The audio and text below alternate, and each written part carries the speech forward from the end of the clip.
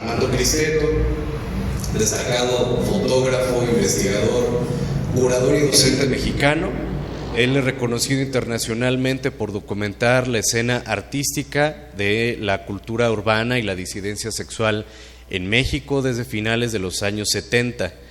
Él fue amigo cercano de Enrique Guzmán justamente en los tiempos del grupo Peyote y la compañía. También le damos la bienvenida a Otón Salazar, pintor y grabador potosino, maestro de casa, docente de aquí del Instituto Potosino de Bellas Artes. Tiene una amplia trayectoria que incluye en la sumatoria entre las individuales y las colectivas, pues casi 100 exposiciones, tanto nacionales como internacionales. Y bueno, fue amigo cercano de Enrique Guzmán, a quien además le dio hospedaje durante buena parte de su estancia aquí en San Luis Potosí en el año de 1979. También invitamos a Jorge Terrones. Él es ensayista, crítico y dramaturgo. Él es doctor en arte y cultura, profesor de la Benemérita Universidad Autónoma de Aguascalientes y también de la Universidad Autónoma de San Luis Potosí. Es miembro de la Asociación Internacional de Críticos de Arte, pertenece al SNI, ya es SNI 1, que envidia me da. En la actualidad se encuentra haciendo una estancia postdoctoral aquí en la Autónoma en torno a Enrique Guzmán. Pues justamente me parecía pertinente invitarlo. Y bueno, él ha sido acreedor a distintos premios. Por ejemplo, él ganó el Premio Nacional de Ensayo Joven de Octavio Paz en 2014 y el Premio Bellas Artes de Ensayo Literario Malcolm Lowry en 2022, entre otros premios. Por cuestiones de movilidad, pero sin dejar también, o sea, con la intención de que quedara constancia de lo que ella nos pudiera contar sobre su relación con Enrique. Hicimos una entrevista a Rosa Luz Villasuso para que de alguna manera esté presente y que también quede registro de lo que ella nos puede compartir. Todo esto va a quedar videograbado, ensamblado, subido a YouTube como un documento de consulta. Bueno, quienes conocen a Rosa Luz, pues les parecerá a lo mejor ocioso decirles pues que ella es una artista plástica potosina de una trayectoria impresionante, tiene 20 exposiciones individuales en espacios nacionales y extranjeros, más de 100 exposiciones colectivas. Ella pertenece a esta generación pionera en México en materia de arte textil en México. Como les estuve mencionando en otra ocasión, pues prácticamente 1 o 2 años después de que Marta Palau estaba haciendo arte textil, Rosa Luz ya estaba ahí haciendo cosas muy relevantes. Ella ha sido distinguida con premios de adquisición, por ejemplo, en el Concurso Nacional de Artes Plásticas de Aguascalientes, un premio que está íntimamente ligado a la trayectoria de Enrique Guzmán. También fue primer premio de la sección Bienal de Tapiz en la Galería Auditorio Nacional en el 86, medalla de bronce en la Trienal de Lodz en Polonia. Y bueno, para que nos ocupa aquí directamente, fue maestra de grabado de Enrique Guzmán durante su estadía en San Luis Potosí. Uno hubiera pensado que en su breve estancia se hubiera metido al taller de pintura, pero no había necesidad. Ella era un pintor consumado, pero con Rosa Luz se acercó y tuvo ahí unos ejercicios en silografía. También por cuestiones de movilidad, pero que considerábamos relevante invitarlo a participar a distancia, es el caso de Francisco de Hoyos. Francisco de Hoyos fue mecenas, galerista y promotor cultural que fue clave para la consolidación de Enrique Guzmán en la escena nacional. El señor Francisco de Hoyos fue director de la Galería Arte Joven, que fungió como esta primera plataforma desde el ámbito privado de las galerías, tanto para exponer y vender la obra de Guzmán, pero también fue un primer refugio que le dio cobijo en la década de los 70. Entonces, yo quisiera que iniciáramos con este video que nos regala Francisco de Hoyos a manera de introducción y luego ya iremos conversando con preguntas generales y otras más específicas, porque cada uno puede aportar desde un lugar distinto, y yo espero que la pregunta sea la correcta, y si no, ustedes me interrumpen y dicen yo quiero hablar de esto. Entonces, bueno, vamos primero con el video que nos regaló Francisco de Hoyos.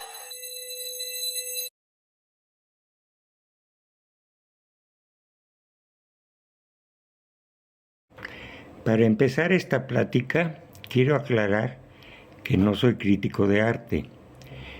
Solamente me limitaré a exponer a Enrique como ser humano y haré algunas apreciaciones personales de su obra como simple espectador. En 1972 empecé a comprar dibujos de jóvenes estudiantes de la Academia de San Carlos. Me comentaron que ninguna galería los aceptaban porque no eran reconocidos.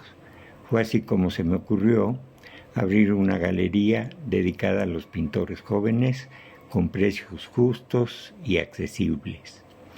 Tuve la suerte de encontrar una inmensa casona porfiriana en la calle de Río Magne, a media cuadra del Paseo de la Reforma, con una renta accesible y que además tenía un amplio departamento en el tercer piso, con terraza desde la cual se veía el monumento de Cuauhtémoc.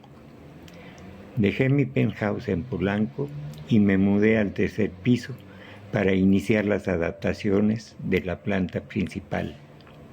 Cuando los pintores jóvenes vieron esa inmensidad de casa, me pidieron que les rentara los cuartos del fondo. Alojé a 4 de ellos y así quedó listo el escenario para la llegada de Enrique Guzmán.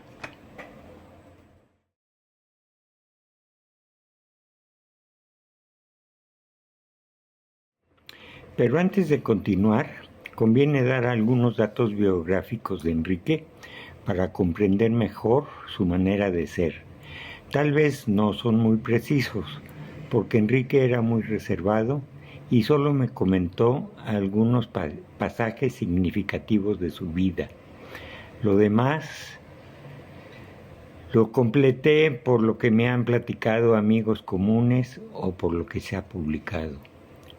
Nació en Guadalajara en 1952, como la madre originaria de Aguascalientes era soltera. La abuela lo registró al niño como hijo suyo e hizo aparecer a la madre biológica como hermana del recién nacido. La infancia de Enrique, según me comentó, fue triste. Casi no tuvo amigos. Asistió a la escuela primaria, donde fue víctima de acoso escolar, lo cual seguramente le provocó una angustia existencial y un complejo de culpa que lo impulsaba a autocastigarse por no ser lo que se esperaba que fuera.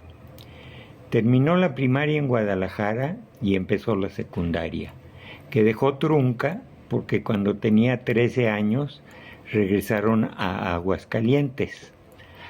Al mudarse, Enrique ya no quiso retomar sus estudios y se inscribió en un taller de teatro en la Casa de Cultura de Aguascalientes. No fue una buena elección. Enrique era tímido y no tenía la soltura y el espíritu exhibicionista que reclama el teatro. Sin embargo, vio que en la misma Casa de Cultura había un taller libre de artes plásticas y en la primera oportunidad se cambió de giro. Seguramente le gustaba y tenía un gran talento para el dibujo. Más adelante se aplicó a experimentar las técnicas de la pintura al óleo. Finalmente se sentía entusiasmado por lo que estaba aprendiendo, pero no dejó de tener conflictos con los maestros porque su espíritu rebelde lo impulsaba a buscar soluciones diferentes de las reglas académicas. Sin embargo, Enrique recordaba con gusto esa época. No sé cuándo se enteró del engaño de su abuela, pero lo que sí me consta es que les guardaba un gran resentimiento. Nunca les habló por teléfono, ni se carteaban. En una sola ocasión vino la abuela a visitarlo. Apenas si la saludó de mano. Le trajo una chamarra de mezclilla que le quedó grande y me la regaló a mí. A los 17 años obtuvo un segundo lugar del Premio Nacional de Pintura Estudiantil convocado por el gobierno de Aguascalientes, con una pintura titulada Desmembramiento. El director de la Casa de Cultura de Aguascalientes, el maestro Jaime Saldívar, intuyó el potencial de Enrique y lo animó a irse a la Ciudad de México a estudiar en la prestigiada Escuela Nacional de Pintura y Escultura La Esmeralda. Le consiguió una beca del Estado y lo envió con una carta de recomendación. Enrique se presentó en la escuela, le dieron una cita para un examen al que asistió con mucho entusiasmo y lo reprobaron. Como premio de consolación, le dieron oportunidad de asistir al taller de dibujo al desnudo. Ese mismo año obtuvo el primer lugar del Premio Nacional. Al año siguiente volvió a presentar el examen en la academia y ya pudo entrar a un concurso regular donde siguió perfeccionando su técnica y su temática de manera acelerada, siempre en contra de los maestros. Y volvió a ganar el primer lugar del Premio Nacional. O sea, que cuando yo lo conocí, a los 20 años, ya había ganado 3 premios nacionales. Como acotación al margen, Enrique me comentó que los funcionarios del Instituto Nacional de Bellas Artes, que fungieron como sinodales en dichos concursos, le compraron sus primeras pinturas en poco más de 1,000 pesos. Pinturas que ahora se cotizan en millones.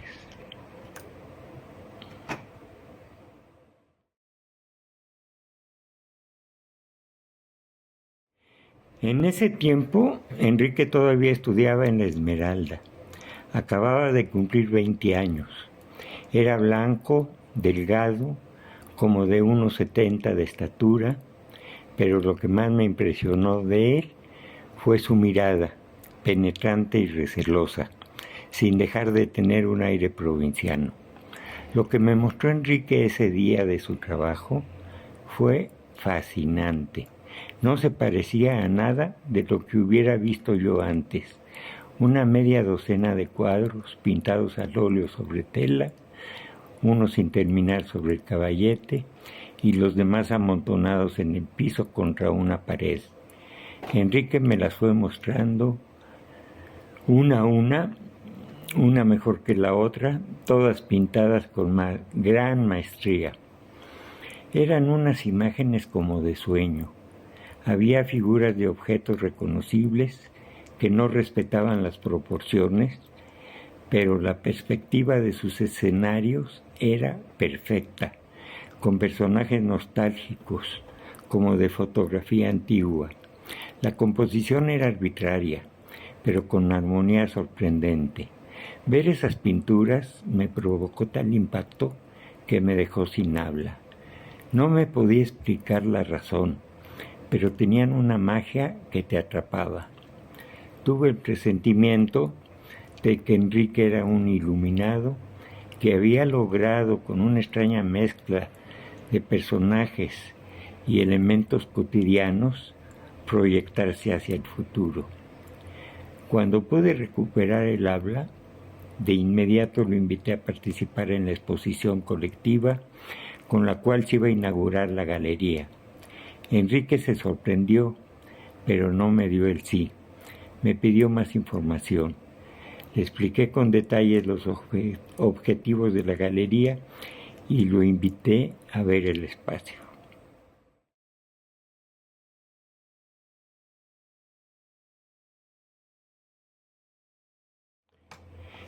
El primer año de la galería fue muy intenso. Seguíamos teniendo exposiciones muy concurridas. La prensa, las autoridades de Lima, los principales críticos de pintura y la comunidad LGTB nos apoyaron mucho. Seguíamos vendiendo bien, pero también fue muy desgastante. En las mañanas yo me iba a trabajar y en la noche que regresaba, antes de aflojarme la corbata, ya me estaban pasando el cigarro de mota y empezaba la fiesta. Aquello se convirtió en una comuna hippie. Enrique era un joven sencillo, respetuoso. Teníamos una amistad muy aparte de los demás. Aunque yo era apenas 12 años mayor que él, me veía como una figura paterna que no había tenido antes. Participaba en el grupo de buena gana. Se había ganado el respeto y el cariño de todos, pero siempre fue muy moderado con la bebida y la fumada, y muy disciplinado en su trabajo. En fin, un fin de semana alguien trajo hongos y todos participamos. Enrique no perdía la forma y según él fue una experiencia muy enriquecedora. Más adelante llegó el peyote y también le entramos. Tengo que aclarar que estos viajes tampoco modificaron la creatividad de Enrique. Al contrario, lo estimularon para trabajar con más ahínco, y su primera exposición individual, sin exagerar, conmocionó a los círculos de las artes plásticas. Le pedí a Carlos Monsiváis que hiciera el texto de la invitación. Las fotografías de sus pinturas aparecieron en los principales diarios.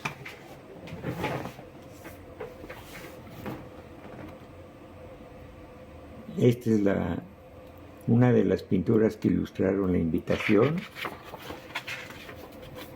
Aquí está el texto de Carlos Monsiváis.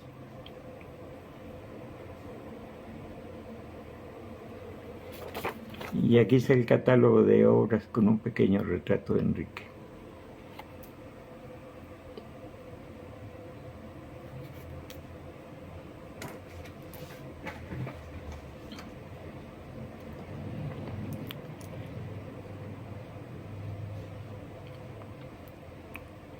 Asistieron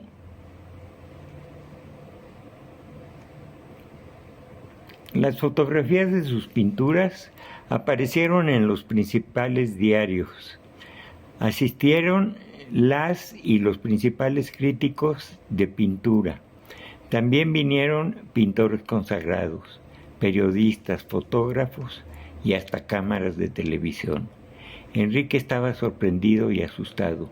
Todo el mundo quería entrevistarlo, apenas podía hablar. Se vendieron todos sus cuadros y varias personas se quedaron con las ganas de comprar.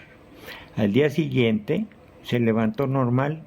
Lo único que me comentó es que estaba contento, pero que le dolía un poco tener que desprenderse de sus obras. Sin embargo, siguió trabajando como siempre. El tercer y último viaje lo hicimos Enrique y yo solos. Un sábado, después de comer, nos echamos un LSD. Salimos a caminar por Reforma, platicamos mucho, nos reímos, apreciamos como nunca la majestad de la ciudad, el color del cielo, las nubes y la diversidad de rasgos étnicos de los paseantes. Cuando estaba de buenas, Enrique tenía mucho sentido del humor. Nos encontramos conocidos, los saludamos, platicamos con ellos y estoy seguro de que no se dieron cuenta de que andábamos viajando. Cuando regresamos a casa, me dijo que estaba muy contento de haberme conocido y de todo lo que estaba haciendo por él y por los muchachos. Unos días más tarde, conocí al doctor Alberto Virgen. Nos hicimos amigos íntimos y lo invité a vivir conmigo. Llegó con la escoba desenvainada, dispuesto a implantar el orden en la galería. Para empezar, se acabaron las fiestas y no se volvió a consumir ningún tipo de droga en casa. Desempeñó un papel muy importante en mi vida y en la de Enrique Guzmán. A los pocos días corrió a los pintores de San Carlos, que se pachequeaban todo el día y casi no producían nada. Instaló su consultorio en casa y ahí recibía a sus pacientes. Enrique siguió viviendo con nosotros. También veía al doctor como una figura paterna. Hasta le pidió que le diera terapia, a la cual asistió puntualmente durante más de un año. Llevábamos una vida muy productiva. Enrique pintaba con mucho entusiasmo, preparando su segunda exposición individual. Comíamos juntos todos los días. Durante el tiempo que vivió conmigo, nunca tuvo un ataque de furia. Bueno, sí, cuando un cuadro que había terminado no le gustaba, lo destrozaba a patadas. Por lo demás, si acaso le molestaba algo, se encerraba en su estudio a pintar. Enrique solamente pintó 2 retratos en su vida, el mío y el del doctor.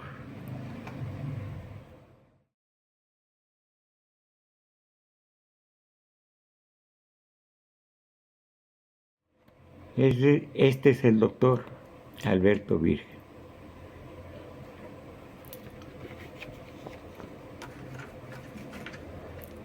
Presentó su segunda exposición individual aún con más éxito que la primera.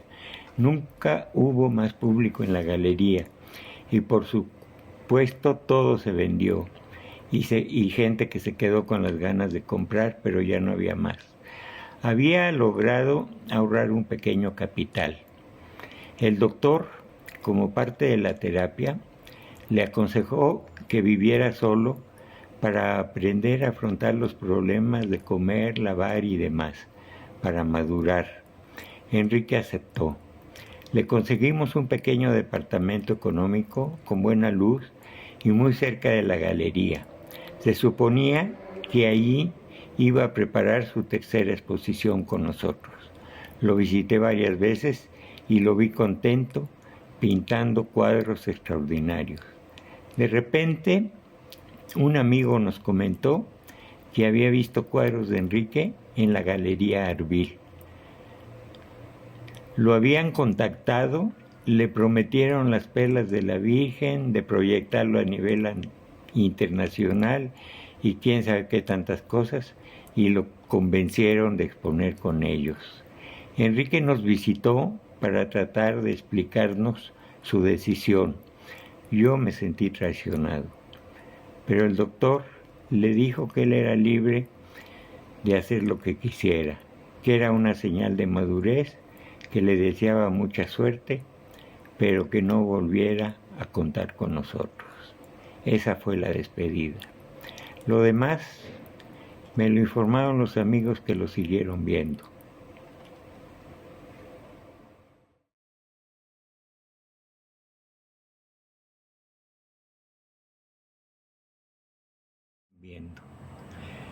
Me dijeron que sus pinturas no se vendían porque les habían puesto precios desproporcionadamente altos.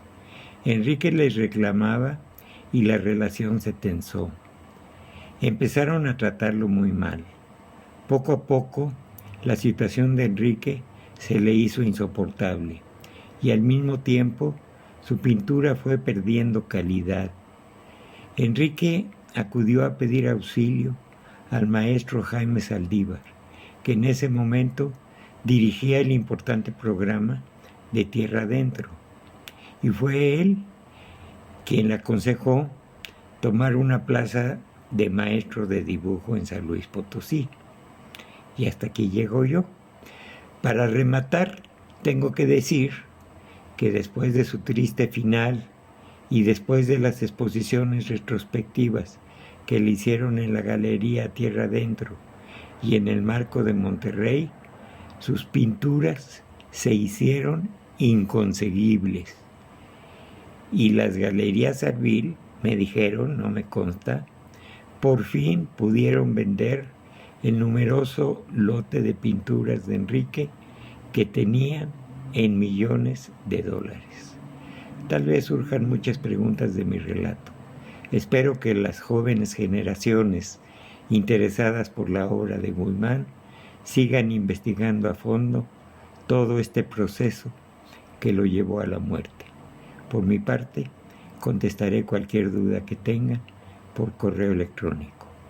Me pueden encontrar en Facebook como Francisco de Hoyos, escritor. Muchas gracias. Yo creo que el video nos deja ahí como con cosas que queremos decir, precisar, y empezar a charlar en torno a, pero yo les quiero lanzar una que quizás es muy obvia y a lo mejor es difícil hacer como una síntesis, va para los tres.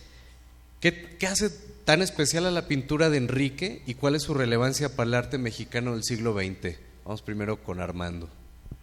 Creo que Francisco dio un retrato muy bueno de Enrique. Fue una de las personas que más lo conoció sin duda y que fue fundamental para el despegue y para la proyección de Enrique.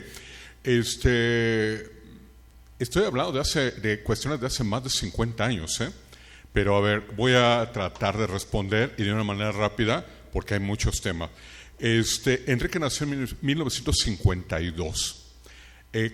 Ganó estos premios de Aguascalientes, que si no están familiarizados todos con el encuentro de Aguascalientes o el concurso de Aguascalientes, inicialmente se llamó Concurso Nacional para Estudiantes de Artes Plásticas. Después hubo una renovación en la forma del concurso y se llamó, lo bautizaron, y a Raquel Tibol se le debe el rebautizo de Encuentro Nacional de Arte Joven. Y finalmente, para hacer práctico, yo siempre menciono como el concurso de Aguascalientes, ya sea la primera parte o la segunda parte. Y en total van más de 60 emisiones, que es un premio anual ininterrumpido, lo que lo constituye como el premio nacional más longevo y, ojo, todavía más respetable. ¿Por qué digo el todavía? En la época de Enrique y hasta los años 80, principios de los 90, era el premio a perseguir por artistas jóvenes, que finalmente fluctuó un poco, pero digamos lo que en términos generales es de artistas menores de 35 años de edad. Por eso se justifica muy bien la frase de Encuentro Nacional de Arte Joven. Sin duda tengo que decir, y son 60 años, poco más de 60 años de esto, que por antonomasia el gran ganador de Aguascalientes es Enrique. ¿Por qué? Porque en un momento en que la joven generación, mi generación, los nacidos en la década de los 50 o nacidos al final de los 60, estábamos comenzando a producir y pugnábamos por acomodarnos, en principio por tener una personalidad visual, pero por consiguiente por acomodarnos en el medio, fue Enrique quien lo logró. Muchos artistas, y son muchos artistas que en esos primeros 30 años realmente se ubicaron, o fue un antes y después con el concurso de Aguascalientes. Pero sin duda siempre la tutela, digámoslo así, una tutela como artística de Enrique siempre ha permanecido. Y ahorita un poquito contestando ya. Ahorita lo que ubica Francisco de Hoyos, Enrique nació en el 52. En el 72 comienza a trabajar y a vivir en la Ciudad de México. Para el año 77, 78, que yo lo conozco, a los 25 años de edad, Enrique tiene el 80% de la producción total. ¿Quién a los 25 años, en términos generales, desde el siglo XX hasta la actualidad, tiene una obra madura, consolidada, productiva, reconocida y cotizada? Nadie. El único parangón muy cercano en el arte mexicano del siglo XX es Abraham Ángel, el llamado pintor niño, que fue la pareja de Rodríguez Lozano, que fue su mentor, pareja, maestro, etcétera, en la década de los 20. Abraham murió a los 19 años de edad y tuvo una producción de 30 y tantas piezas. Y aún así lo ubican como uno de los grandes pintores del siglo XX mexicano. Otra historia un poco similar sería la del paisano de Enrique, Saturnino Herrán, que muere también por enfermedad de una manera muy prematura a los 30 y tantos años de edad, y también con una producción un poco como la de Enrique, que no son las 30 y tantas piezas de Abraham Ángel. Y ojo, y aquí termino para la siguiente, para autor y para Jorge. ¿Qué es lo que lo distingue? En ese momento en que prevalecía la generación autonombrados como de la ruptura, que es José Luis Cuevas, Felgueres, los García Ponce, los dos Coronel, la grande, la enorme, la gigantesca, para mí la mejor de todos, Lilia Carrillo. Ellos ahondaban ante todo en una vuelta de tuerca del nacionalismo mexicano, que era el abstraccionismo. Prácticamente todos son abstraccionistas, cuando no geometristas. El surrealismo no se había afincado en México como se afincó en muchos países del mundo. Sin duda la presencia de Leonora Carrington y de Remedios Varo, y bueno, aquí tienen una presencia muy fuerte de Leonora Carrington en San Luis Potosí, no había permeado tanto las esferas de los jóvenes artistas mexicanos, pero el caso de Enrique sí. Enrique es por antonomasia también un pintor surrealista, pero un pintor surrealista también que retoma cuestiones nacionalistas, pero a través de un mundo onírico. Entonces, todas estas cuestiones que acabo de decir, la prematurez la prematurez de decidir qué es el pintor, la gran rapidez de cómo llega a una gran pintura, ese páramo en México olvidado de ese istmo tan importante que es el surrealismo, él lo abarca, y además la atención que gira en torno a Enrique. También me voy a adelantar un poquito, que Enrique es un gran pintor, de eso no cabe la menor duda, pero ha sufrido, entre comillas, y ahorita va a haber tiempo para hablar un poquito de eso, ha sufrido de la no promoción tan grande como otros pintores tienen. Ojo, no es ningún desconocido, no es ningún infravalorado, pero no tiene la difusión que un pintor de su talla merecería. Pero se ha convertido en algo que espero que me alcancen los años para verlo, que se ha convertido, para que se rompa esto, se ha vuelto un pintor de culto. En este sentido, se conoce, pero todos los historiadores que yo he conocido, los curadores y demás, cuando se habla de Enrique Guzmán, es casi Enrique Guzmán. Así como me quito el sombrero ante Enrique Guzmán, y solo hay palabras de admiración y de realmente grandeza para la obra de Enrique Guzmán. Pero yo creo que no merece ser nada más un pintor de culto, sino merece ser un pintor muy conocido como otros pintores tan importantes como él, o incluso menos importantes. Muchas gracias, Armando. Mi estimado Otón, la pregunta es: ¿qué tiene de especial la pintura de Enrique y cuál es su relevancia para la pintura, para el arte mexicano del siglo XX? Ahí tienes el micrófono.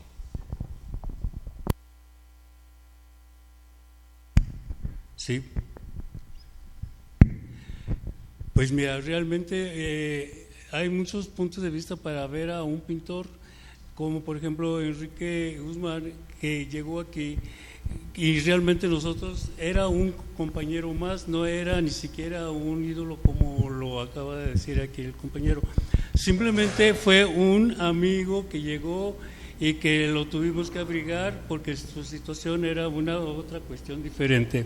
Así es de que yo realmente lo que puedo comentar de Enrique fue una experiencia increíble y que nunca me había imaginado yo que podía convivir con él desde el momento en que llegó, porque simplemente se ha dicho mucho de Enrique.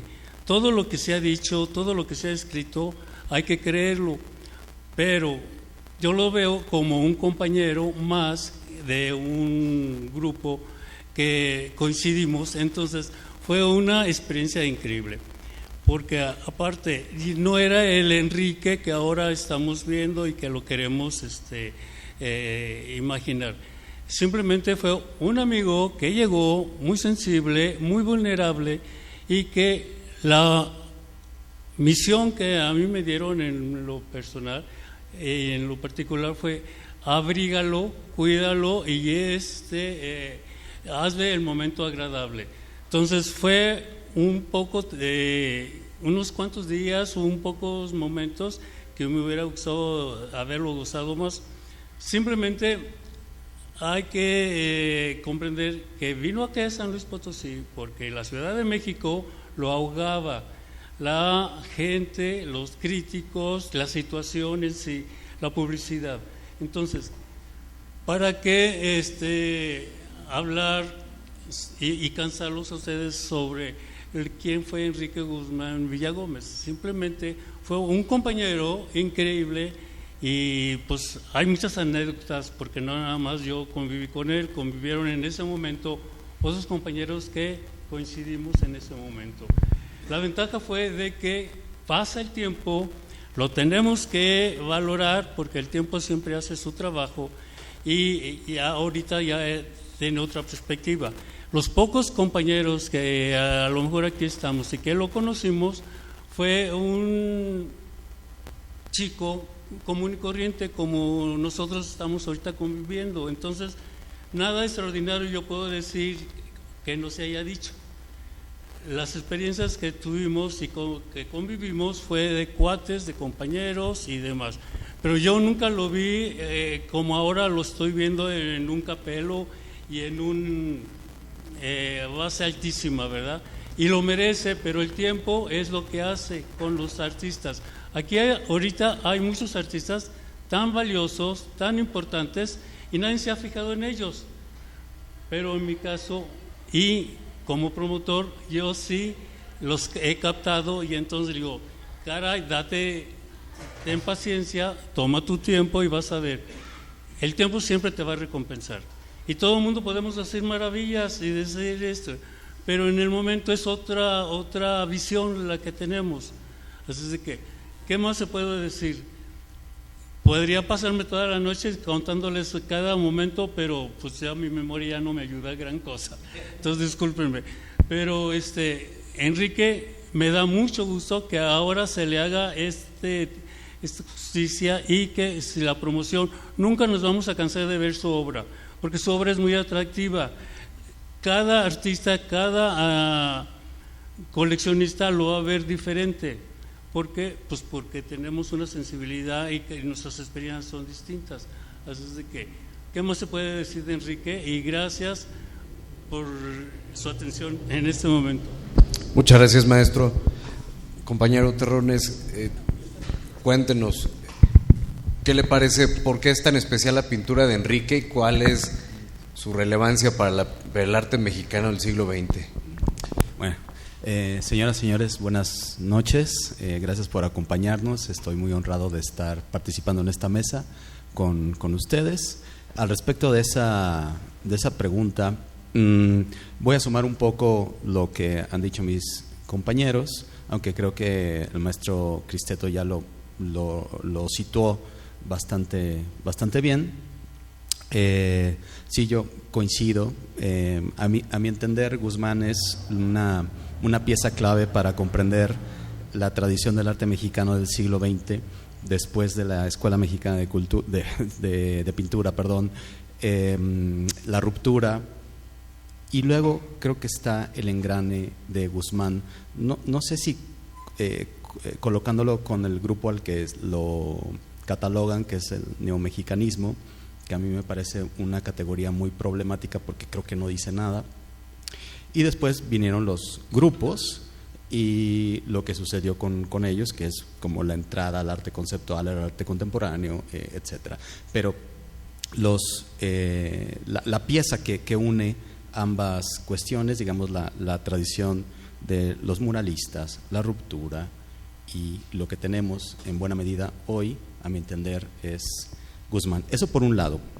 Por otro, y esto creo que se dice, pues, al menos yo no lo he leído, pero es una interpretación que tengo de Guzmán, hizo que la infancia fuera un tema, en el sentido de que presenta a personajes, niños, niñas, con sufrimiento, dolor, perturbados, etcétera, y creo que ese tratamiento de ese tema lo puede volver universal. Se dice mucho de la influencia que tuvo Guzmán de Magritte, del surrealismo, pero se habla poco de otro pintor que no sé si coincidieron, pero al menos coinciden temáticamente con Balthus.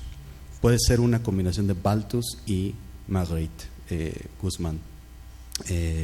Eso por una parte. Por otra, también quisiera sumar algunas cosas que dijo Francisco de Hoyos. El director de la Casa de la Cultura de Aguascalientes no era Jaime Saldívar, sino Víctor Sandoval. Sí. Y mencionó también que vivió en Guadalajara durante 14 años y que hizo la primaria allá.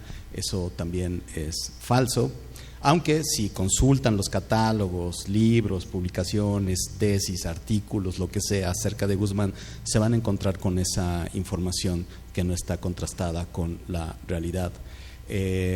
Cuento muy brevemente. En la actualidad estoy haciendo un estudio, un libro acerca de Guzmán, y a mí me llamaba la atención que se mencionara pues, que vivió en Guadalajara durante 14 años, porque en plática con la familia me decían que eso no era verdad.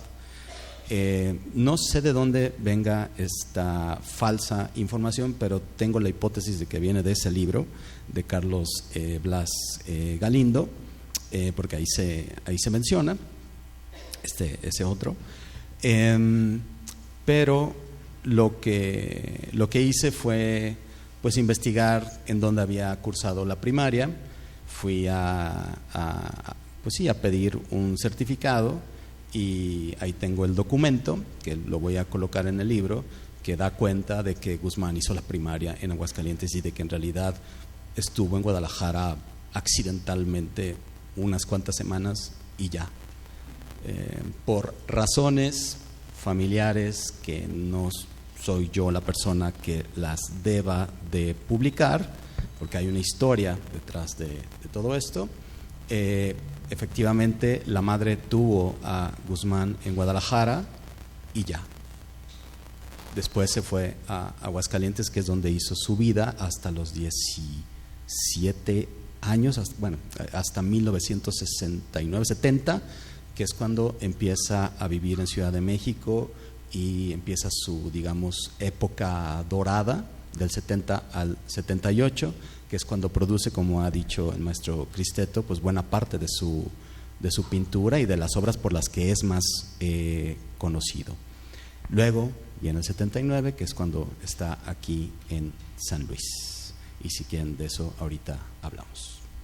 Muchas gracias. Y justamente de eso le quiero preguntar de manera particular a Otón, que nos platique de la estancia de Enrique aquí en San Luis. Ya nos adelantó, recibió la encomienda del maestro de Gamboa de cuidar de él, y pues muy generosamente vivió contigo en aparte de quienes conocen la casa de Otón, es una casa maravillosa en la Colonia W, que ustedes traten de imaginarla en la década de los 70s. Era estar ahí como en un pequeño bosquecito, tu jardín, los llanos. Entonces, era casi como un lugar bucólico, ¿no?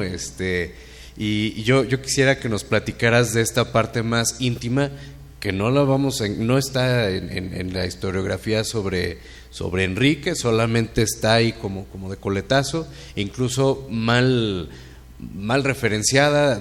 Lo vinculan, por ejemplo, a la Casa de la Cultura, lo cual es totalmente falso. Entonces yo quisiera, Otón, que nos platicaras cómo era vivir con Enrique, cómo era la vida cotidiana. ¿Lo viste pintar? ¿Lo viste hacer bocetos? Y pues te quería preguntar en particular de esta pieza que tú y yo conocemos, ¿cómo la hicieron? ¿Hubo otras piezas? Sí, realmente en ese momento nosotros, lo que a mí en lo particular, como que empatizamos, y entonces me dice, no teníamos dónde hospedarlo, no teníamos, porque llegó de improviso con el compromiso de que venía de Aguascalientes, y entonces llegó por ejemplo, a mediodía, y aquí el habitual estaba ocupado, en fin, estábamos preocupados qué era lo que íbamos a hacer con Enrique en ese momento, porque pues de repente se decidieron y lo mandaron aquí a San Luis, o él se vino, no sé. Entonces Y yo entré al quite para decirle, no hay que apurarnos, hay que recibirlo, hay que cobijarlo. Y entonces yo me ofrecí porque en mi estudio tenía espacio, estaba recién adquirido mi estudio, entonces lo que sobraba era piso, allí se puede quedar entonces. Pero no se trata de eso, se trata de que es un artista que viene y ¿cómo lo vamos a tratar así? Bueno, es lo único que yo tengo. No, pues no hubo otra opción que nos fuimos de parranda y a fin de cuentas, pues eso no era problema para él, ni para mí, ni para la gente que teníamos este problema, dónde hospedarlo, ¿verdad? Entonces, gracias a eso hubo esa amistad y cada día se fue aumentando y ya teníamos que venir al instituto a trabajar porque pues éramos colegas, pero yo lo vi como colega y un muchacho normal y corriente. Aparte, además, sí venía un poquito como que reclamaba que lo abrigáramos, ¿verdad? Entonces, si traía el apoyo de las autoridades de Aguascalientes, de México, y aquí teníamos el compromiso, pues hay que hacer el momento agradable, entonces vamos a hacerle la vida fácil. Entonces, él se dedicaba a lo suyo y yo me dedicaba a lo mío. Yo tenía a mi cargo el taller de grabado y él, pues le dimos a conocer el instituto completo, desde la azotea hasta el sótano y todo, para que se sintiera en casa. Afortunadamente se logró. ¿Y qué hacíamos después de salir del taller? Pues nos vamos a tomar el café o nos vamos pero había otros compañeros, no nada más yo. Estaban en ese momento Lina Lanz, que aquí llegó de Campeche, estaba Francisco López, que también era un gran compañero, estaba Alberto Martínez. O sea, en ese momento éramos un grupo, Tere Caballero, Rosa Luz, o sea, los que en ese momento, entonces éramos muy a gusto. Y a fin de cuentas, pues a la mera hora, cada quien para su casa, y nos íbamos como podíamos a mi estudio porque está fuera de la ciudad en ese momento. Ahora ya está más cerca. Y entonces el convivir con él fue una gran experiencia porque yo nunca lo vi dibujar o nunca lo vi pintar ni nada de eso, porque aquí veníamos a eso, a hacer grabado, a hacer dibujo y todo eso. En la casa pues hacía 2 o 3 sketches y cosas de esas, ¿verdad? Pero de repente pues había tiempo de sobra, entonces nos poníamos a trabajar y empezábamos a criticarnos porque, oye, eso no se hace así, por las técnicas que cada quien hacía a su manera.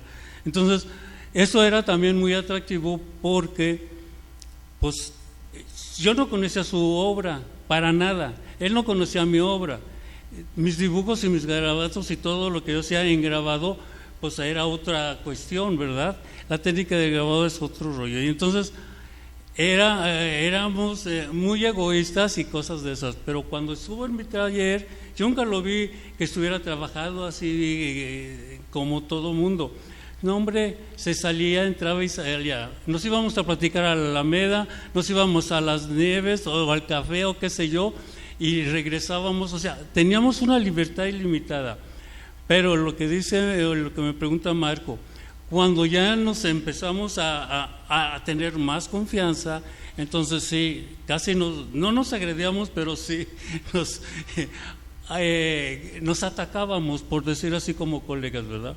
Entonces, pero fue una gran experiencia, así de repente se me acabó a mí la amistad porque llegó su madre, se lo llevó a su casa y olvídalo. Entonces ya fue un poquito de distanciamiento.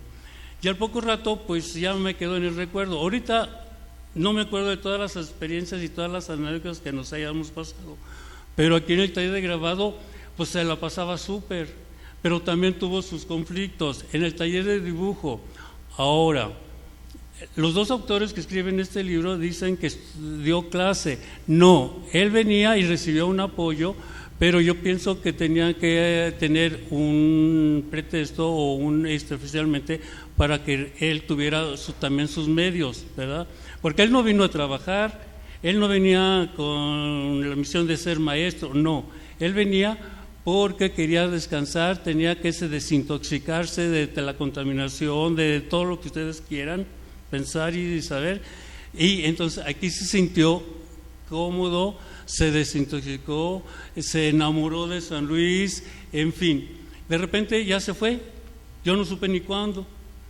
Y resulta que al poco tiempo que fallece, pues tampoco me enteré. Simplemente, pues bueno, ya dejó. Pero para mí sigue vivo. Para mí, Enrique Guzmán Villagómez es el amigo que ahí anda. A lo mejor está sentado aquí enfrente oyéndonos, ¿no? No sé. Pero esa fue una gran experiencia para mí. Y así como con él, he convivido con muchos artistas que ya no están y que los pienso y para mí siguen vivos. Para mí nadie ha muerto. Mientras esté la obra, mientras esté uno cortándolos, pues aquí estamos, porque la muerte existe cuando ya nadie se acuerda de uno. Así de sencillo. Pero, pues bueno, ojalá y de repente, a ver si no me viene a jalar los pies en la noche, porque tantas cosas que puedo platicarles, pero ya me acordaré posteriormente, ¿sí? ¿De acuerdo? Muchas gracias, maestro. Ahora le queremos dar la palabra a distancia y gracias a una entrevista que le hicimos a la maestra Rosa Luz, nos parecía pertinente que nos platicara cómo fue la experiencia de tenerlo de alumno en el taller de grabado en el año del 79, así que unos 4 minutos de una entrevista.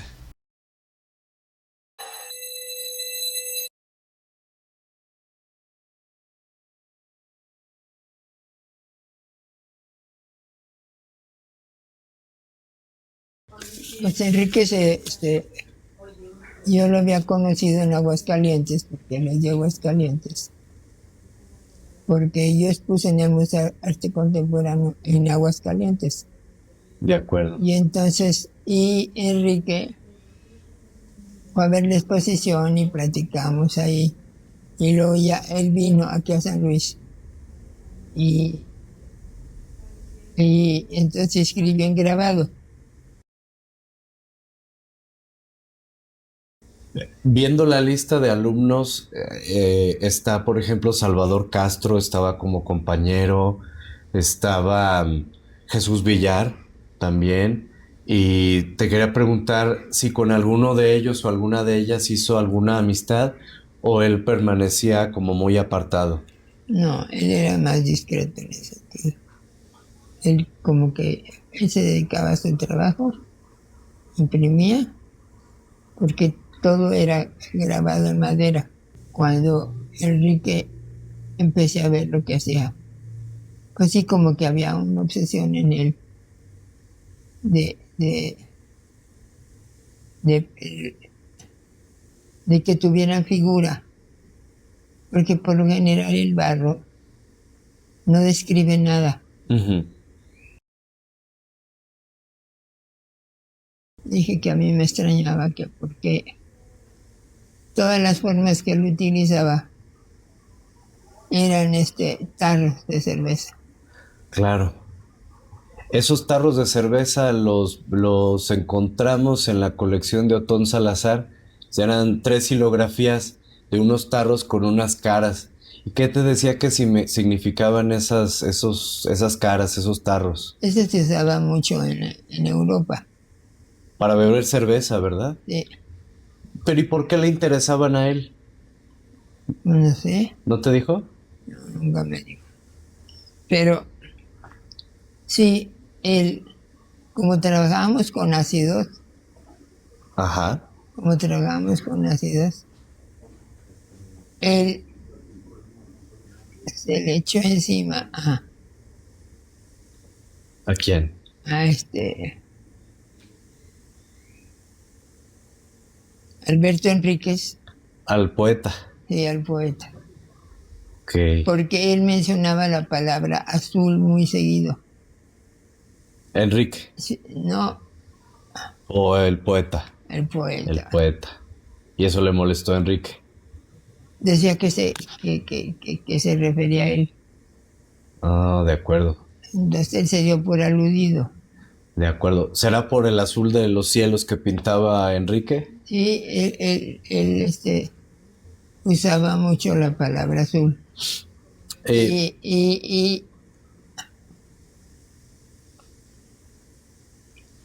Pero su agresividad la canalizaba en el sentido de que era buen pintor.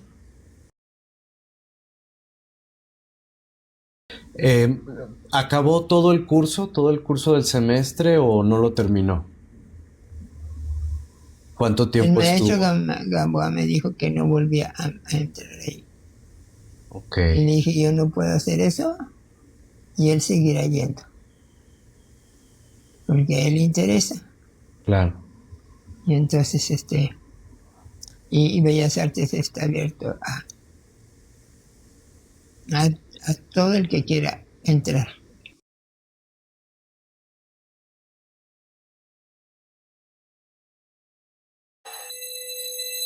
Esta entrevista que le hicimos a la maestra Rosa Luz, le quiero preguntar a Jorge sobre las otras entrevistas que sé que has realizado. Bueno, por ejemplo, a Gilberto Vázquez lo llegaste a entrevistar, sé que a Lina Lanz también tuviste un acercamiento y consultaste el archivo que tenemos. Cuéntanos qué encontraste en el archivo y hasta ahora dónde va tu investigación. ¿Nos podrías decir cuál es este aporte que le da a la historiografía sobre Enrique Guzmán? Bueno, el libro empezó con énfasis en lo que pasó aquí en San Luis, porque eso no estaba explorado. A mi entender se puede dividir la vida de Guzmán en 4 partes. Del 52 al 70, que es cuando vivió en Aguascalientes, luego del 70 al 78 en Ciudad de México, luego el 79 San Luis Potosí y luego 80-86 otra vez en Ciudad de México. De todas estas 4 partes, ¿qué dije? Aguascalientes, perdón. De estas 4 partes, la que definitivamente no tenía nada de estudio ni había sido ensayado era la de 1979. En principio porque se decía que había estado acá del 79 al 81, del 79 al 80, en fin, no se sabía muy bien. Entonces, bueno, una de las aportaciones es que estuvo nada más un año. Es muy probable que haya abandonado San Luis en el invierno del 79 y en el 80 regresó con su mamá abuela a Aguascalientes. Efectivamente entrevisté a la gente que has referido y me han aportado, pues sí, una imagen muy clara de cómo era él. También está el episodio que vivió con Alberto Enríquez, donde él pues perdió el control y trató de lastimarlo, por decirlo de alguna manera amable, y fue a raíz de un verso que publicó Alberto Enríquez en su libro Fatiga Azul de Marinero. El verso es azul pintado de azul. Eso es todo lo que tiene ese verso. Efectivamente Guzmán se sintió aludido, fue a buscar a Enríquez y lo increpó. Pero bueno, esa anécdota creo que el maestro Salazar tiene, porque él estuvo más o menos presente, lo puede contar mejor. Entre otros aspectos, pero decía, me enfoqué en 1979 al inicio, pero después me di cuenta que tenía que ir a más años para atrás y para adelante. Por cierto, en la imagen con la que acabó la entrevista a la maestra, esa fue tomada aquí en el Instituto Potosino de Bellas Artes, y la fecha de muerte también está equivocada. Ahí dice 8 de mayo, en realidad es 7 de mayo. Entonces yo no sé por qué hay muchas equivocaciones alrededor de la vida de Guzmán, pero es que se han publicado y pues uno piensa que pues ha sido contrastada esa información y la cree, ¿no? Pero cuando uno la revisa, pues no es así. La esquela se publicó el 8 de mayo, pero él se murió el 7, por ejemplo. Muchas gracias, maestro. Ahora quiero preguntarle a Armando también sobre, dando un salto hacia atrás en el tiempo, regresando de Ciudad de México, previo a la llegada de Enrique a San Luis Potosí, cuando Armando y quienes formaban parte del grupo Peyote y compañía, pues lo tenían en un lugar muy especial. De hecho, quienes tengan oportunidad, no sé si todavía sigue la exposición en el MUAC, vayan al MUAC a ver una exposición sobre los grupos, vean la instalación de Tragodia, y hay un bueno, donde obviamente hubo una colaboración cercana de la cual ya nos hablará Armando, y fíjense, en una de las esquinas hay una efigie donde hay una persona que tiene un niño que tiene una navaja que le atraviesa. Entonces yo quiero que nos platiques, Armando, la relación, sobre tu relación de amistad cercana con Enrique. Sé que hay una pintura que incluso te dedicó, la participación de Armando de Enrique con Peyote y la compañía, y pues esta parte que te tocó vivir de cerca, con el incidente en torno al cuadro de Beatriz Zamora. Voy a tratar de hacer lo que yo digo prontuario, que no lo logro, o sea, como decir 1, 2, 3, 4 de lo que usted debe de saber para entender mejor el tema. Enrique era un pintor muy reconocido en la Ciudad de México, en un momento muy fuerte en la Ciudad de México. Cuando digo muy fuerte, que no es como ahora, que está un poco más diseminado todo y que hay como muchos grupos y como que no hay salones o exposiciones, como que muestra un acontecer muy puntual de los jóvenes, ¿no? En ese momento, hace 50 años, estaba todo muy centralizado, válgase la redundancia de la Ciudad de México centralizado, pero en las artes visuales estoy hablando, los llamados salones o concursos eran los que daban a conocer y al mismo tiempo entronizaban a un pintor, y por lo tanto arte joven, por ejemplo, y Aguascalientes tuvo esa virtud durante 20 o 30 años. Literalmente la gente estaba esperando a los ganadores, y así, a los 2, 3 ganadores, tenemos que hablar que es un número promedio de 5 ganadores, casi siempre toda la atención recae en 1 o 2 ganadores, pero sabían los ganadores que cuando lo ganaban en los años 80 les iban a llegar invitaciones de curadores, museos y galerías privadas a exhibirlo. Entonces Enrique fue el primero que abrió brecha con eso. Hay que contextualizar un tantito, bueno, un poquito más, aparte de lo que dijo el ingeniero de Hoyos, de que estuvo en su galería, después en la otra galería, la Galería Arbil, le prometió muchas cosas y no le cumplió, pero no se ha dicho, y hay cosas que hay que decir, porque desde aquel momento rondan, y cada vez que se vuelve a hablar de Enrique, rondan el asunto. Y a propósito de que desde hace muchos años no se había exhibido una exposición individual de Enrique, hoy en el muy influyente por la difusión y por la importancia Museo del Estanquillo, colecciones de Carlos Monsiváis, se presenta un portafolio de dibujos de Enrique Guzmán con 2 óleos, que ha generado de nuevo el interés, y para una joven generación que lo ha escuchado y que ha visto 4 pinturas de él y que dicen es maravilloso, una exposición que, bueno, hay algunos que dicen que no es la plenitud de Enrique, perdón, pero Enrique es como Frida Kahlo y sin proporciones guardadas, de verdad. Bueno, hablar de Frida ahorita es hablar del monstruo más importante del mundo mundial, pero en Enrique no hay desperdicio. Puede ser un colachito, un dibujito, unas gráficas como las que tiene Quiondón, y es un pintor de grandeza.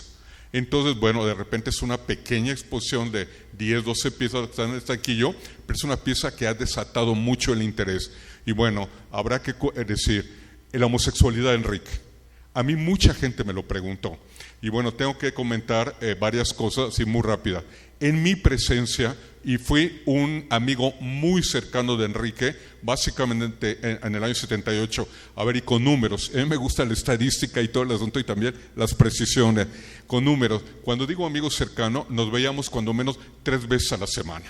Y íbamos a comer, íbamos a cenar, íbamos a las exposiciones solos o íbamos a las inauguraciones. Y comentábamos las inauguraciones, comentábamos las pinturas. pinturas, etcétera, etcétera. Amigo cercano. Entonces, jamás en mi presencia se metió un gramo de droga. Si él se metió droga de cualquier tipo, nunca fue en mi presencia. La segunda, también cargo el asunto, lo pongo muy entrecomillado, que yo fui el último amante de Enrique en la Ciudad de México. Falso. Tengo que decirlo con este tipo de situaciones.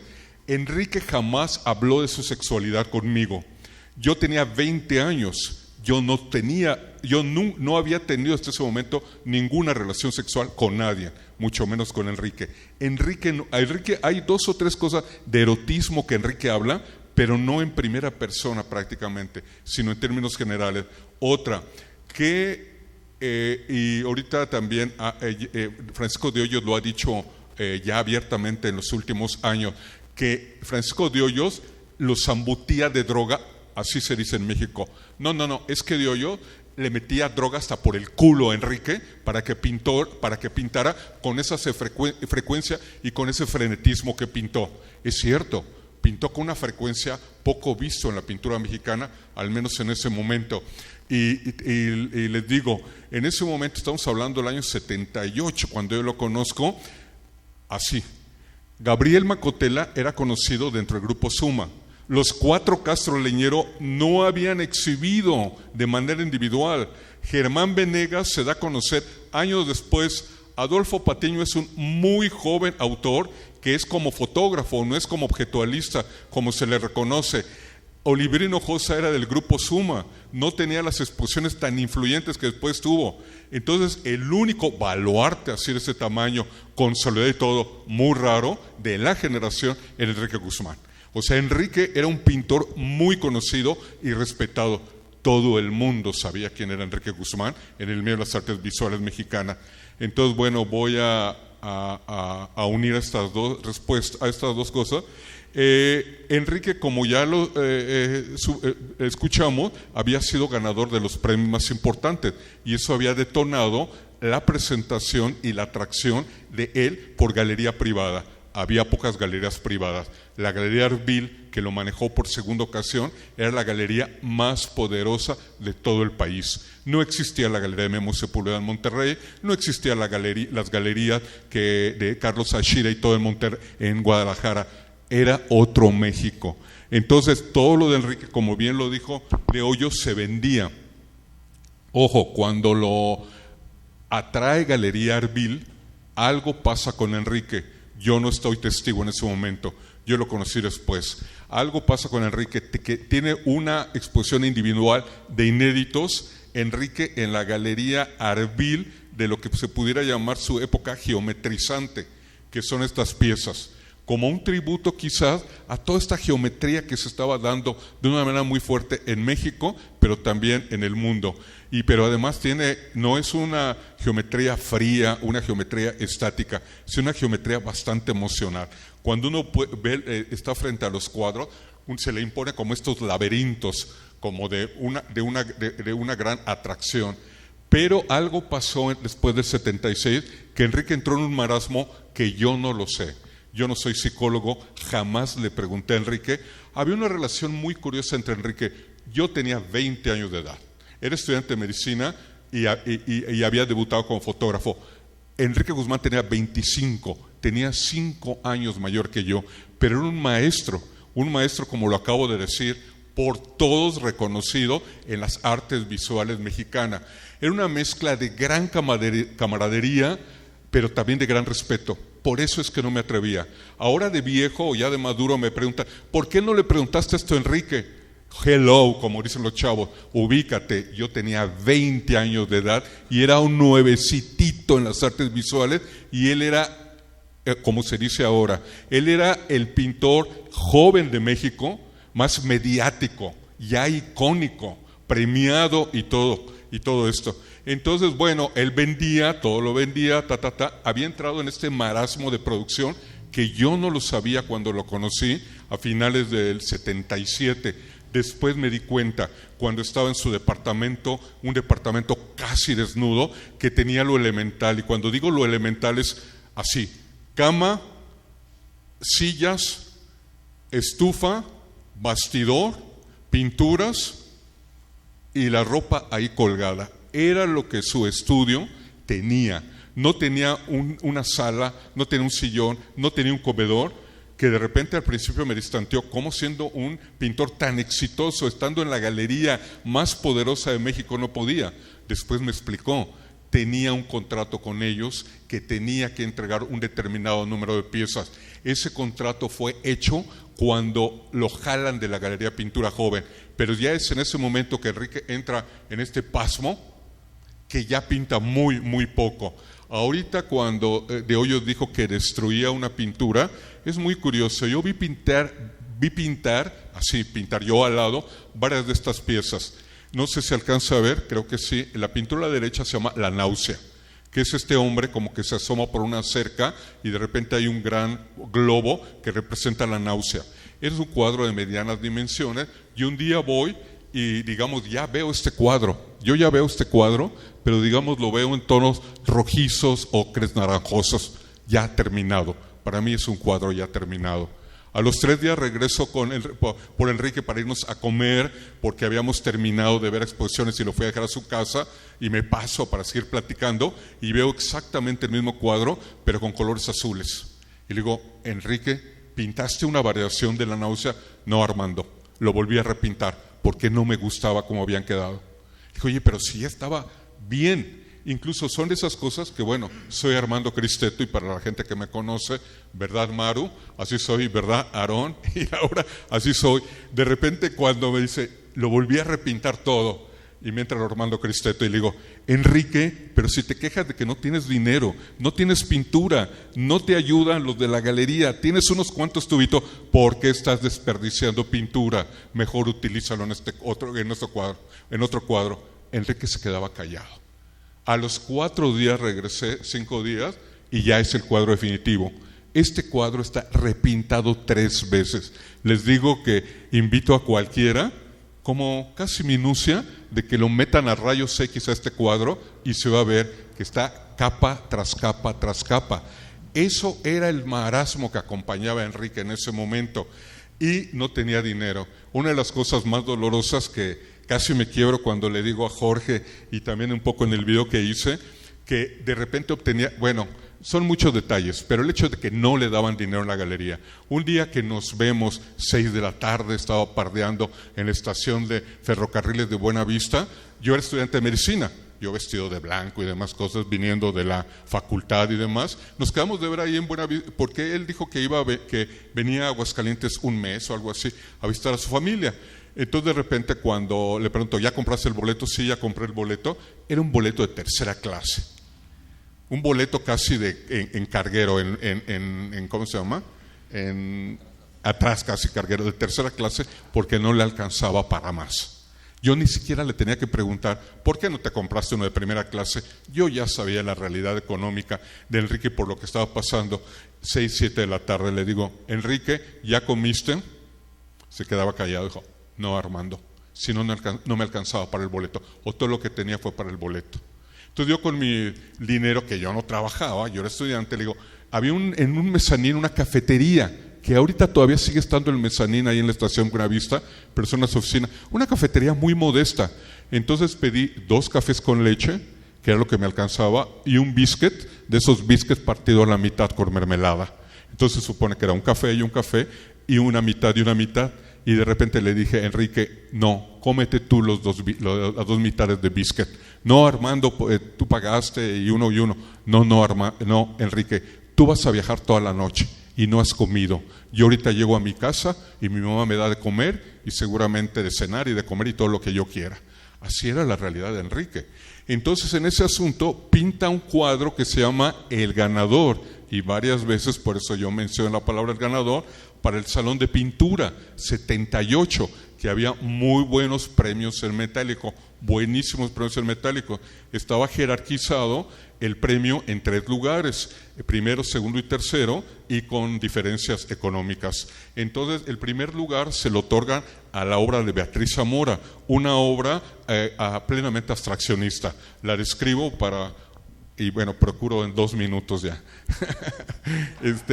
En un bastidor, era pintura que Beatriz Velázquez, esa pieza, perdón, era de la serie de pinturas que ella estaba trabajando en ese momento y, ojo, siguió trabajando los siguientes 45 años de su vida.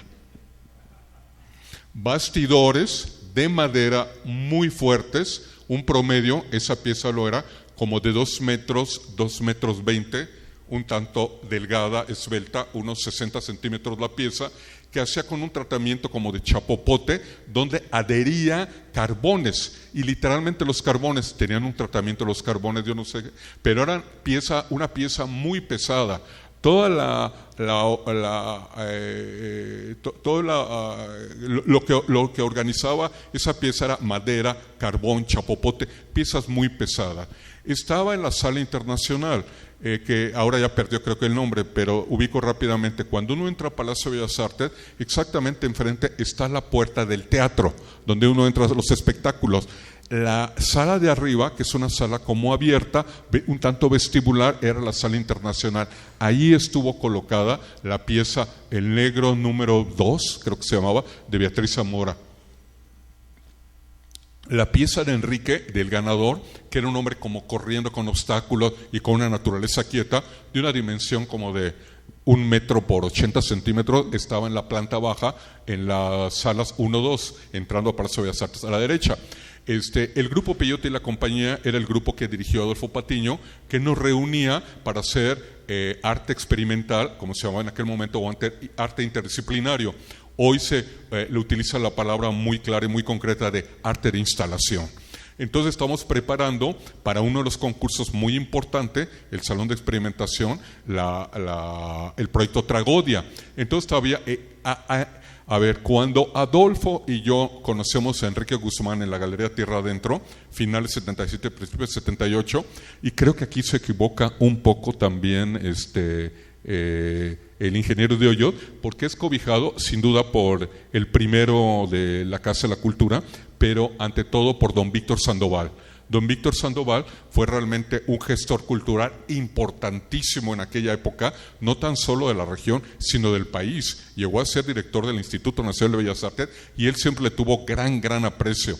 Entonces, don Víctor Sandoval siempre lo protegía, entonces coordinaba esa galería. Don Víctor Sandoval nos los presentaron. Rosa María Vivanco, que era la encargada de la galería, nos los presentó. Posteriormente, Adolfo Patiño los presenta a Juan José Gurrola y Rosa María, y Rosa se vuelve la esposa de Juan Gurrola, y ahora se maneja, y bueno, se da a conocer con el nombre Rosa Gurrola. La exposición que ahorita está en el Jumex, en el Museo Jumex del fútbol, hay una pieza de ella, de Rosa Gurrola. Entonces Rosa nos presenta. Adolfo le tenía prácticamente veneración a Enrique. Desde que vimos las exposiciones individuales de Enrique, una en pintura de arte joven y la de Arbil, Adolfo los dos quedamos profundamente impactados. Pero tengo que decir que a pocos compañeros y amigos de su generación, Adolfo les tenía el grado de veneración. Que se lo tuviera don Manuel Álvarez Bravo no era extraño, el gran santón de la fotografía mexicana, que Adolfo era así. Adolfo públicamente, no de una manera falsa, de una manera absolutamente interior, íntima, se hincaba y le besaba las manos a don Manuel públicamente, hasta que don Manuel un día le dijo, Álvarez Bravo le dijo, no Adolfo, por favor no lo haga porque me pone muy nervioso, se lo suplico Adolfo. Entonces Adolfo dijo, maestro, porque usted me lo suplica, por eso no lo hago. Pero puedo decir que una de esas veneraciones Adolfo le tenía a Enrique. Había un gran respeto mutuo por el gran pintor que era Enrique, pero Enrique veía realmente el gran talento y la gran energía de Adolfo, y era realmente como nuestro Pope Adolfo, era nuestro jerarca Adolfo. Entonces Peyote y la compañía, a diferencia de los otros grupos, Peyote era Adolfo y la compañía éramos nosotros. Aquello que ahorita, y siempre ha estado mucho en discusión de la verticalidad y la horizontal, las estructuras y los grupos, no, en nuestro grupo realmente no existía, y por eso es el grupo que tuvo menos problemas.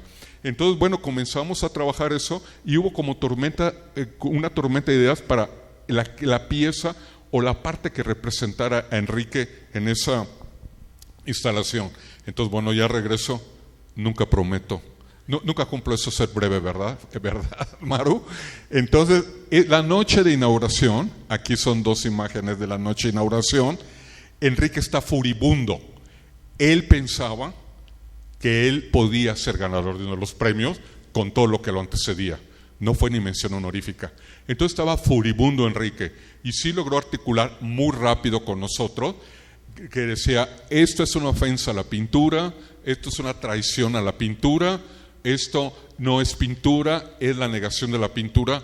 Ojo, él venía de la pintura figurativa y de todo lo que estamos viendo, de toda esta representación iconográfica y simbólica de la pintura. Me voy a adelantar y voy a pedirle a Jorge después que hable del epitafio de Enrique, que tiene que ver con esto de esa noche sin duda. Entonces, él está furibundo, está enojado, son las 7 de la noche.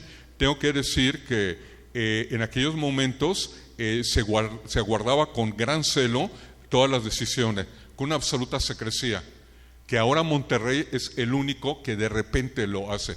O sea, estábamos todos expectantes, propios y extraños, y veíamos así cómo iban moviendo los labios el presidente, el jurado o el orador para decir, y los ganadores son, pero así todo el mundo estaba en vilo. Entonces nadie sabía. Ahora es todo lo contrario, se avisa a los ganadores para que se presente, para tomar las decisiones, las firmas y todo. Entonces de repente en ese momento, Enrique, estábamos todos juntos porque éramos como un muégano, éramos un grupo muy compacto. Ojo, cuando conozco a Enrique tenía muy pocos amigos, pero se volvió de nuestro grupo que íbamos para todos lados. Entre otras cosas, a veces es el México de los 70. Ojo, no el México de hoy. Íbamos a una inauguración en Centro Histórico, por ejemplo en Palacio de Bellas Artes, agarraba el coche Adolfo, que era un LTD precioso, todos nos metíamos en auto sardina, íbamos a Carrillo Gil, a Altavista, a San Ángel, y todavía nos daba tiempo a ir a una galería privada o algunas galerías privadas de Polanco a las inauguraciones. Eso es absolutamente imposible. Entonces, eso era una cosa muy cotidiana entre nosotros, lo sigue siendo, para mí, ¿no? Pero para Enrique en ese momento, que Enrique no acostumbraba tanto. Con nosotros es que anda para arriba y para abajo y para las galerías, y además yo me acuerdo que lo presentaba, o sea, la gente sabía quién era físicamente, pero yo me pavoneaba como amigo, y que yo ya sabía, y bueno, yo conocía más viejos ya de la generación, es Enrique Guzmán, cuando lo presentaba y todo el mundo así, hola Enrique, conozco tu pintura, me encanta tu pintura, mucho gusto Enrique, bla, bla. Era un asunto cotidiano que a mí me hacía sentir como a cualquiera muy orgulloso. Entonces de repente Enrique está furibundo, dice que eso es la negación, que se larga, que él no aguanta esto y se va. Entonces ya son como las 9 de la noche, cuando todo está más o menos acabando. Estamos Carla Ripey, que era la pareja de Adolfo Patiño, Javier Quirarte, el fotógrafo, José Luis Pineda, un joven pintor. Estábamos en la sala que ahora nombraron Diego Rivera, en aquel momento era la sala verde. Y entonces entra Sara y Alejandro Arango, pintores y pareja ellos, corriendo a buscarnos. Y había poca gente ya, después del tumulto aquel en Palacio, había muy poca gente a buscarnos, y dicen, están agrediendo a Enrique. Es obviamente que Enrique Guzmán nos cayó de sorpresa, pero decimos, ¿cómo que agrediendo a Enrique? Enrique se despidió literalmente hace más de 1 hora. Entonces vamos en tropel, todos corriendo, y ahí está en la sala internacional. Ya vemos todo el asunto, en un segundo te das cuenta, el cuadro está tirado, de Beatriz Zamora, ese armatoste, que después Beatriz Zamora en una entrevista dijo que creo que pesaba 30 y tantos kilos, un rollo así, una cosa muy pesada, un extinguidor al lado. A Enrique lo estaban realmente ya lo tenían como cercado de personas. Por ahí andaba Raquel Tibol, se estaba acercando también, pero ojo, Beatriz era una mujer muy menuda como Enrique, quizás más. Cuando dice de Hoyos que Enrique medía unos 70, no, Enrique medía como unos 62, unos 63, yo mido casi un 80, Enrique me quedaba aquí, y Beatriz Zamora era más bajita. Entonces Beatriz estaba absolutamente rebasada. La que había tomado la defensa de Beatriz era Teresa Morán, una pintora figurativa que había ganado el 2º lugar, esposa del otro pintor figurativo, a mi gusto mucho mejor que Teresa, Enrique Estrada. En ese momento Teresa tenía como alrededor de 40 años, era una mujer alta, blanca, de ojos un tanto saltones, intensamente verdes los ojos, y una mujer muy arreglada y una mujer de gran voz. Entonces lo tenía acorralado Enrique y vociferaba y le gritaba que eso no se hacía, que era un delincuente, bueno, todas las maldiciones habidas y por haber.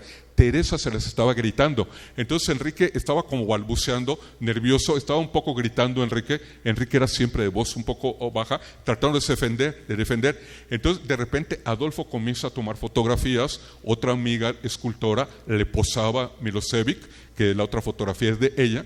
Ya de repente se siente diferente el clima. Carla Ripper está por ahí, Javier Quirarte también ya está por ahí tomando unas fotos. Yo me aposto exactamente atrás de Enrique. Aquí cuando ven estas fotografías, soy yo el más alto, el de pelo corto, y les digo, y siempre lo he dicho, yo en este caso me puse como guarura, guardaespaldas y amigo de Enrique, y comencé a retar en todo momento con la mirada a Teresa Morán. Yo alto, porque ella se estaba acercando en ese momento, que digamos, muy peligrosamente a Enrique, y me acuerdo que manoteaba y le hacía así, y Enrique te trataba como de arreglar el cabello, de bajar la mirada. Estaba ya Enrique rebasado, pero de repente yo reto con la mirada a Beatriz en un momento para decirle, bueno, si hay alguna cuestión física, yo también le voy a entrar al quite. Es la verdad, así era una noche muy rijosa, una noche muy fuerte, muy áspera. Entonces de repente Raquel Tibol le entra al quite. Dice, ya por favor, ya cálmense, esto no debe de haber pasado, Enrique, por favor. Y ahí fue cuando, pero Raquel dice, usted ha sido un hombre muy mimado, Enrique, usted ha sido un hombre que lo han apapachado mucho y está acostumbrado a eso. No todo el tiempo o no todo en la vida se tiene que ganar. Dice, ya por favor, sus amigos, por favor que se lo lleven. Y entonces ya literalmente nosotros lo cobijamos, literalmente ya Teresa y Beatriz Zamora se van por un lado. Me acuerdo que Raquel, cuando nosotros ya, digamos, arropamos físicamente, jalamos a Enrique ya, yo le echo el brazo. Hay una foto que yo no conocía hasta mucho después, de Adolfo, que le da Monsiváis al artículo que escribe Monsiváis sobre esa noche, donde yo abrazo a Enrique y casi lo cubro porque yo soy un hombre alto, lo abrazo, está esa foto. Y Raquel todavía dice, por favor, que esta noche este muchacho no se meta en ninguna droga. Me acuerdo que yo volteo a ver a Raquel Tibol así como de, por favor. O sea, no es, si ya la cosa está calmada, por favor, no la. Y cuando Raquel Tibol baja las escaleras, una voz que está en la sala internacional le grita, Raquel, es tu momento de vengar a Siqueiros. Perdón, Enrique, es tu momento de vengar a Siqueiros. Bueno, Adolfo y yo ya lo tenemos así, Enrique, así que no vaya a enloquecer Enrique ahora sí y bajar las escaleras y tratarle de dar una cachetada a Raquel. No, eso no pasó. O sea, Raquel hizo como que no escuchó, pero fue una voz muy sonora que todos escuchamos. Enrique, es el momento de que vengues a Siqueiros por aquella cachetada que Raquel en su momento le dio a David Alfaro Siqueiros. Entonces ya se va, dejamos un tiempecito a que ellos salgan. Entonces la puerta del palacio ya está muy, muy próxima, saliendo. Y antes de salir nos copta Lenin Molina, que era el subdirector de artes visuales, y de repente llega con dos guaruras, con dos de seguridad del palacio, altos, fornidos y todo. Dice, Enrique está detenido, nos dice a todos, y nosotros estamos muy asombrados. Y Adolfo, como era muy fuerte también, le dice, ¿por qué Enrique está detenido si a la pieza no le pasó nada? Dice, es que dañó el palacio. ¿Pero qué fue lo que dañó? Se les postilló una esquina de mármol. Eso contesta, o se les postilló la no sé qué. Entonces Adolfo ya lo conocía, tenía trato con Lenin Molina. Dice, oye Lenin, por favor, ¿cómo vas a estar, enjuiciando o acusando a Enrique de eso? Eso no fue o algo así. Dice, no, pero Enrique tiene que estar detenido. Y de repente los otros dos agarran, casi que en vilo se jalan a Enrique. Nosotros nos quedamos pasmados pensando que el asunto estaba como resuelto y lo meten por el teatro, se abren las puertas del teatro por el Teatro de Palacio de Bellas Artes. Entonces de repente ya vienen otros guardias de seguridad, todavía Adolfo, así con el dedo muy fuerte, y Adolfo tenía una voz muy fuerte también, dice, Lenin, te responsabilizo a ti por la integridad de Enrique. Aquí la gente está viendo y escuchando, si algo le pasa a Enrique, tú eres el culpable. Y el otro así medio nervioso y todo el asunto un poco femenino que era Lenin Molina, nervioso, muy de traje y todo, se enconcha y se va muy rápido y se va por una puerta y finalmente a nosotros nos invitan a salir y estamos enfrente del Palacio de Bellas Artes, ahí en la puerta. Entonces, bueno, ¿ahora qué hacemos? Todos preocupados, ¿y qué hacemos? Y como era Adolfo, dijo, espérense, lo voy a resolver, no se muevan. Entonces nos quedamos allí enfrente del palacio y Adolfo se va a poner los laterales de palacio y obviamente Adolfo conocía muy bien palacio, a por la puerta trasera, que es la puerta de empleados, la puerta de actores, la puerta de tramulla. Les decía que yo no sé si fueron 5 o 10 minutos, no fue tanto tiempo, pero a nosotros nos parecía muy interminable el asunto, realmente muy tensos, muy nerviosos, ¿qué había pasado? Entonces de repente cuando a los 5 o 8 minutos vemos que ahora es eje central Lázaro Cárdenas, aquí en el momento era San Juan de Letrán, vemos abrazados y riéndose Adolfo y Enrique, que ya vienen juntos, solitos y ya riéndose tan tranquilo, sí, ya vámonos a cenar, ya como si nada hubiera pasado. Nos fuimos a cenar a casa de Carla Ripe a festejar, el tono era de festejo. Entonces le pregunté a Adolfo, ¿qué fue lo que pasó?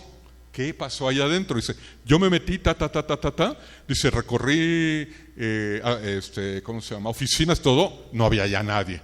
Dice, en un momento veo en una oficina, solo Enrique ahí sentado, pues realmente muy asustado. Ojo, si Enrique era blanco, ese día estaba transparente Enrique. Y dice Adolfo que sí estaba lívido todavía, estaba ahí sentado. Adolfo trató de abrir la oficina y no había. Entonces Adolfo, ¿cómo era? Se movió. A ver, ¿quién tiene la llave de su oficina? No, que el señor no sé qué. Entonces de repente que apareció un señor X y que dijo, es que los guardias me trajeron a este muchacho que está detenido. Y les pregunté a ellos que por qué, y ellos dijeron que no sabían, que porque estaba detenido, pero aquí ningún jefe, ningún superior, nadie ha venido a reclamar nada. Entonces, ¿por qué voy a tener a este muchacho aquí detenido de la nada? ¿Y cómo que va a estar aquí? ¿Hasta cuándo? ¿Hasta dónde? Entonces que Adolfo le dijo, mire, ¿sabe que por qué? Porque hubo una discusión ahorita en el salón, pero no se dañó a nadie ni nada, bla, bla, bla. Y que le dijo, bueno, si usted me escribe esto y lo firma, yo se lo entrego, no hay problema. Entonces Adolfo, dice Adolfo, yo puse un nombre y una firma falsa, por supuesto, lo entrega y dijo, aquí está ya, hasta luego. Y entonces así se solucionó. Ojo, el 1+1 era el periódico más influyente y un nuevo periódico y muy influyente, con mucha penetración, que ahorita los muy jóvenes no saben eso de la penetración de los diarios escritos, pero en aquel momento era la Biblia, la ley, el 1+1. Entonces, estando en la casa de Carla Ripe, en Mixcoac, y la redacción del 1+1 estaba en Mixcoac, y yo llego con el teléfono, creo que era David Schiller, no me acuerdo muy bien. ¿Tú te acuerdas de esa entrevista? ¿Quién es David Schiller? Es David Schiller. Entonces eran 11 de la noche, yo, perdón a la redacción de Culturales, a la guardia Culturales, y me contesta, oye, redacción de Culturales, bla, bla, bla, guardia. Le dije, soy Armando, le explico brevemente. Le digo, dice Armando, soy David Schiller, no nos conocemos, pero los acabo de ver a todos ustedes en Palacio de Bellas Artes. Acabo de estar ahí. Yo ya había dejado mi nota en el periódico, todo correcta, todo normal, para que se publicara mañana, pero ustedes me hicieron que se cambiara todo. Por eso regresé aquí a la redacción. No podía dejar esa nota porque muchas cosas pasaron. Si nada más estoy cambiando un poco las cosas, pero pásame Enrique, lo voy a entrevistar mañana. Entonces ya hicieron la entrevista, le hicieron la cita y al día siguiente se entrevistó y es una gran entrevista, una larga entrevista de Enrique en el 1+1 explicando sus razones. Ojo, y un poco también para contextualizar aquí a Autón, que ya se la sabe muy bien Jorge y tú.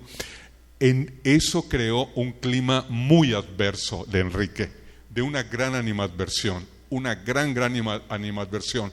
Enrique ya no salía, ya no quería salir, iba a buscarlo yo, decía, comemos, pero no, ya no salimos, yo no quiero salir, la gente me ve muy mal, temo que la gente me agreda.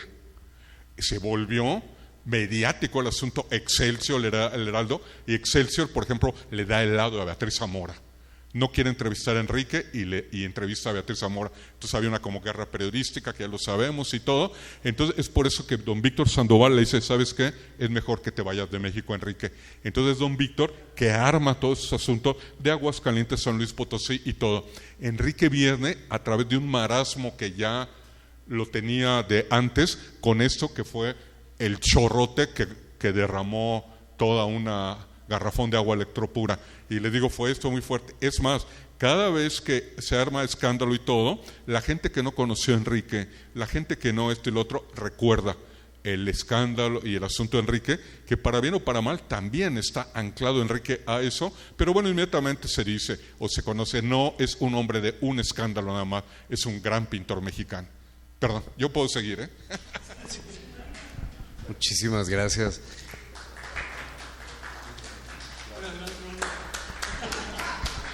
No, y un regalo también, pues que queda como documento para consulta, porque tan extenso no está en los libros. Sí, puedo hablar de más detalles que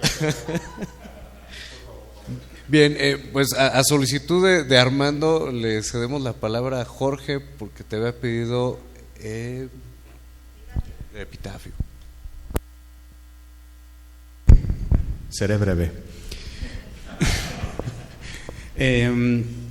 Sí, en esa entrevista que da a David Sealer, menciona, creo que es en esa entrevista, pero bueno, si no es en esa, es en otra que dio en los días que sucedieron al incidente en el Palacio de Bellas Artes. Él dice: me fascina el negro, pero el negro total, absoluto, al que llego con solo cerrar los ojos. Ese es el epitafio de Guzmán, que está enterrado en Aguascalientes y que tiene relación con ese evento de 1978, que es, por otro lado, sí, lo acaba de platicar brillantemente, extensamente el maestro Cristeto, y esa fue la razón. Digo, alguien se puede preguntar por qué llegó a San Luis. Sí, esa es una de las razones, pero la otra es que familia de Guzmán estaba aquí. Por eso fue que eligieron, o Guzmán lo hizo en comunión con Víctor Sandoval, arreglaron su estadía acá, que efectivamente no dio clase en la Casa de la Cultura, tampoco dio clase aquí en el Instituto Potosino de Bellas Artes, pero sí tenía un salario, ganaba 7,000 pesos al mes de ese entonces, de enero a agosto. Después le dejaron de pagar. Luego vino el otro incidente con Alberto Enríquez en diciembre de 1979, y creo que ese incidente le hizo revivir lo que había pasado un año antes, e igualmente se fue y llegó a Aguascalientes, donde pues le esperarían otros episodios traumáticos, como la muerte de su madre abuela.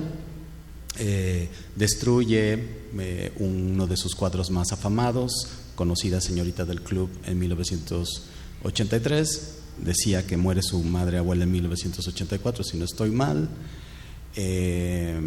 Luego viene la última exposición en abril, de 1986 en Aguascalientes. Luego se replica esa exposición en un municipio de Aguascalientes, y luego viene su dramático final en el 7 de mayo del 86.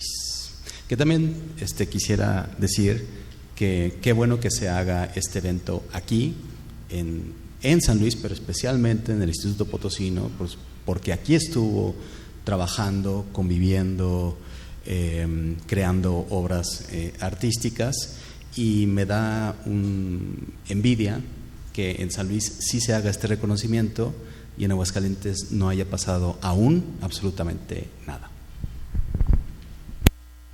Muchas gracias, maestro. Vamos a dar un espacio breve, porque es un poco tarde, para preguntas y respuestas. Si son comentarios, que sí sean brevísimos. Entonces no sé si alguien quiera preguntar algo. Maestro Jorge, le voy a pasar el micrófono.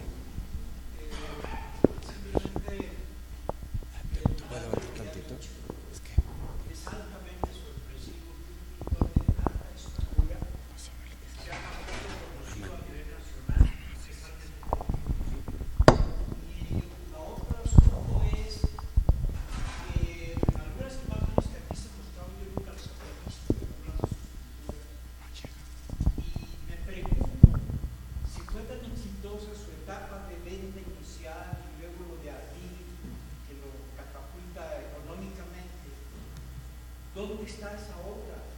¿En qué colecciones? ¿Y qué pertenece al patrimonio nacional? Porque Bellas Artes tiene una colección vastísima de muchos artistas.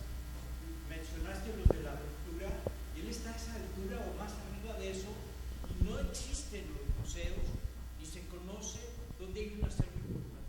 Sí, mira, yo puedo ser exaltado y animoso y todo, pero me cuido mucho de no sobredimensionar el asunto, mucho. Es una cosa académica mía. No, como lo dije, y puedes ir, bueno, por ejemplo, la exposición que se abrió anoche en Palacio de Bellas Artes de Roberto Montenegro, otro gran, extraordinario pintor jalisciense, que también está sufriendo o ha sufrido lo mismo que Enrique, un poco el ostracismo, el soterramiento, bueno, es 2-3 generaciones arriba que Enrique, por ser un hombre gay, y fehacientemente gay su pintura. Y ahí el Palacio de Bellas Artes se veía maravilloso, con estos hombres encuerados abiertamente gay, y la gente joven ya mirándolos con mucho desparpajo, con mucho interés, con mucho gusto. A lo que voy, de que Enrique no por un asunto gay, sino, Bellas Artes no tiene dinero para comprar obra. El Museo de Arte Moderno, no sé por qué vías, tiene 3 piezas de Enrique que muchas veces las han exhibido. Ya también me preguntan, oye Armando, maravillosas las 2-3 piezas de Enrique, pero ya quiero ver más. Le digo, es que son del acervo. Y además los coleccionistas, la respuesta específica, los coleccionistas, por ejemplo, el gran fotógrafo mexicano Héctor García, tiene una pieza de él, más Cecilia García, la historiadora de arte, y no se deshacen de ella, y las prestan cuando la ocasión lo amerite.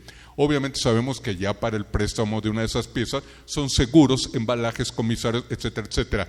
Pero ojo, la Galería Arbil atesoró y como que retuvo gran parte de la obra de Enrique. Ojo, y después de que Enrique muere, mandan comprar piezas a sus asistentes, a coleccionistas. Incluso estos asistentes se apersonan con Francisco de Hoyos y diciendo que son coleccionistas privados, le compran todo lo que tiene de Hoyos todavía. Y pasa a formar parte de la colección Arbil, y se espera en el momento, y el momento fue hace creo que 18 años que a la Fundación Coppel, de las tiendas y todo, Agustín Coppel, que es un gran coleccionista y tiene núcleos muy importantes de muchos autores, es quien compra toda la colección Guzmán a Galería Arbil en millones y millones y millones de dólares, y la presta Coppel, pero la presta Coppel cuando amerita. Y decía, el curador de la exposición de Montenegro fue Daniel Garza Usabiaga, que hasta hace 2 meses también fue el director del Museo del Palacio de Bellas Artes. Yo hablé con él en una tarde que habíamos hablado, entre otros autores, el Museo de Arte Moderno, en una mesa redonda, de Enrique Guzmán, y platicando y caminando por Reforma, decía Daniel Garza que él quería hacer como una nueva versión de una retrospectiva de Enrique Guzmán. Ojalá que haya dejado ese plan o lo siga ese plan, ya no siendo director del Museo del Palacio de Bellas Artes, para que continúe. Este libro fue un libro encargado por Conaculta, por la naciente Conaculta, en aquel momento había nacido Conaculta, en una colección que se llama Arte Mexicano. Y este libro catálogo acompañó a la exposición que financió Museo de Arte Moderno en la Ciudad de México y Museo Marco de Monterrey. Esto ya fue hace 20 años, o sea, ya con este asunto de políticas culturales, grandes artistas como él, se espera como un promedio de alrededor de 20 años para volver a hacer una exposición importante. Ya estamos en el momento y espero que ya todo se esté como cruzando y consolidando para dentro de pronto Museo Nacional o el propio Palacio, que sea la retrospectiva que mucho se espera también de Enrique. Y ojo, la mitad o casi la mitad de su producción está con un solo coleccionista, que eso es mucho más, facilita mucho más las cosas. Tú viste piezas de Guzmán en la Fundación Coppel, ¿verdad?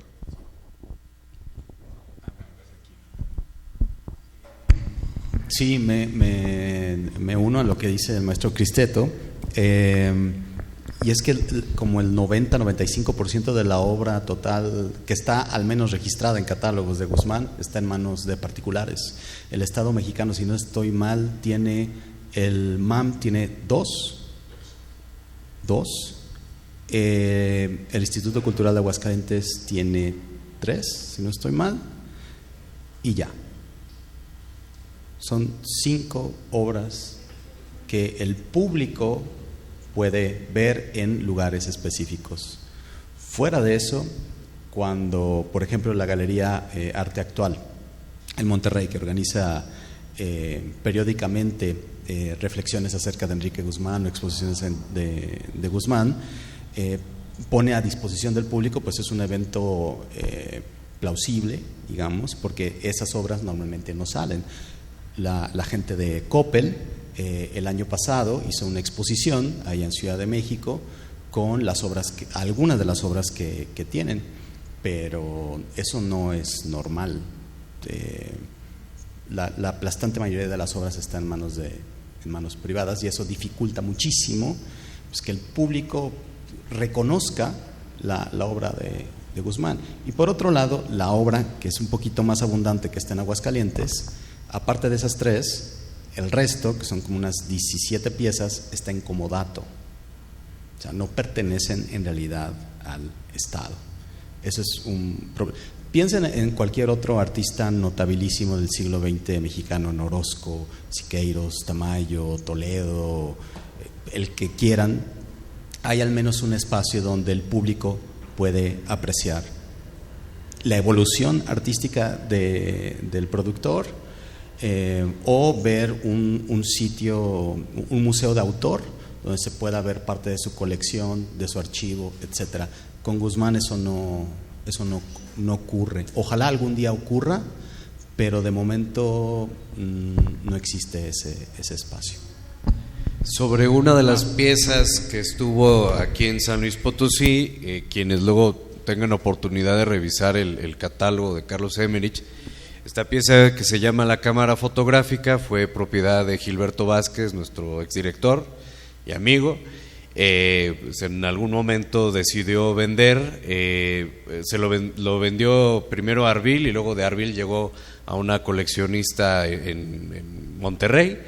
Pero bueno, es muy interesante la pieza porque pues está representado la Alameda, la cámara fotográfica de la Alameda, y hay unos pequeños fotografías donde se ve el monumento que está al centro, y al lado hay, bueno, de acuerdo con la doctora Imelda Ortiz, maestra del Hábitat, hay una representación de un pozo, y por la temporalidad y la digamos, sobre todo por la temporalidad, ella infiere que se trata de la noria que está aquí enfrentito del Instituto Potosino de Bellas Artes, pero una versión fálica de esta noria, ¿no? Nunca lo sabremos, pero a mí me parece que es una interpretación plausible.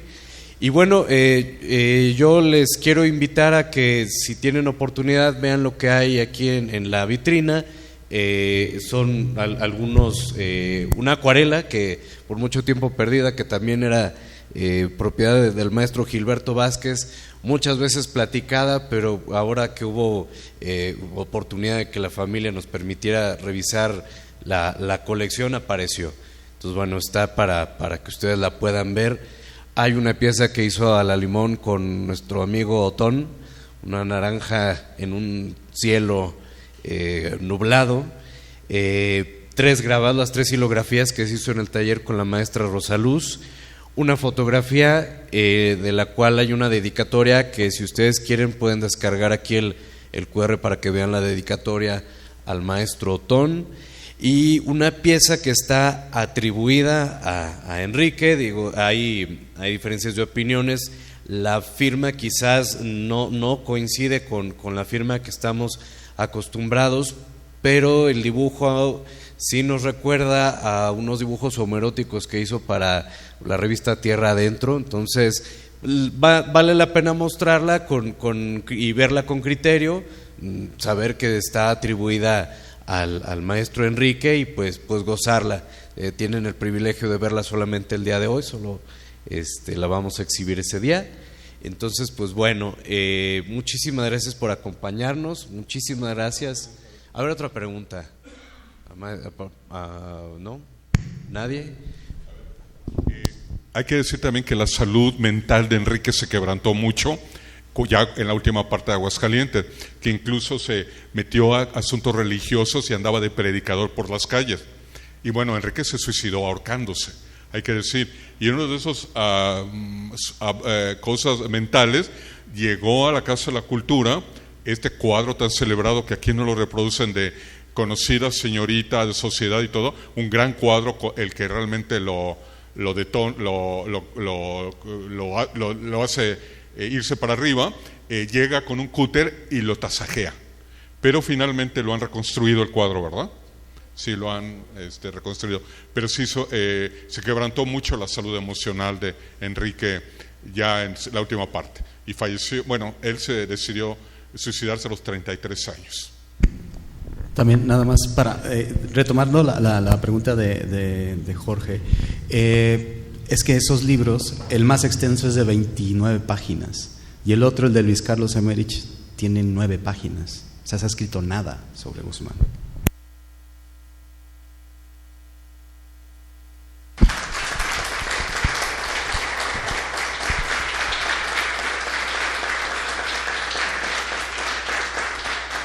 Bueno, pues muchísimas gracias, que tengan buena noche. También nos despedimos para el video que está grabando, queda como documento de consulta. Muchas gracias.